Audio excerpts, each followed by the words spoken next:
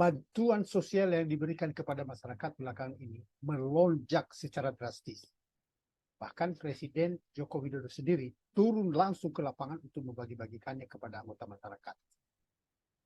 Dari sisi ini dapat dikatakan bahwa bantuan sosial itu ya bagus, karena merupakan simbol kehadiran negara dalam kehidupan masyarakat yang selama ini kerap dianggap hanya sebagai lip service atau sekedar retorika.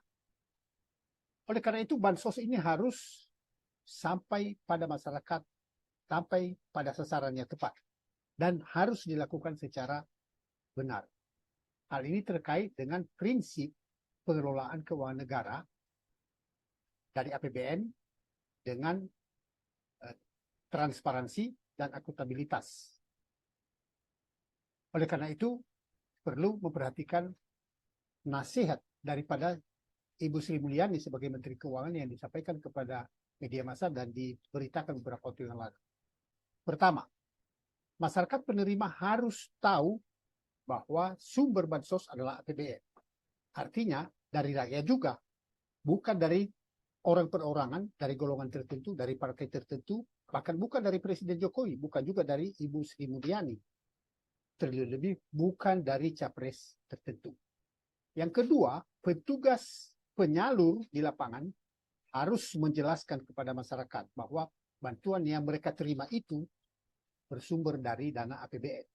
Antara lain dari pajak-pajak yang diberikan oleh masyarakat, yang dikumpulkan oleh negara, dan akhirnya diberikan dalam bentuk bantuan sosial. Yang ketiga, pada saat bantuan sosial ini disampaikan kepada masyarakat, maka petugas harus tampil ya sebagai petugas negara.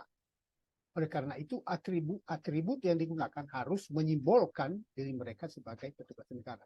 Jangan sampai menggunakan atribut atau membiarkan atribut yang menggambarkan partai tertentu atau dari capres tertentu.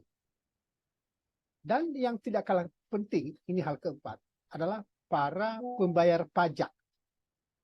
Dimanapun Anda berada, dan kalau Anda melihat atau ada di tempat Anda itu pembagian bansos, Anda harus turut mengawas, termasuk tingkah laku para pembagi atau penyalur yang dari pejabat negara. Jika ada penyimpangan-penyimpangan di situ, Anda harus menegur mereka.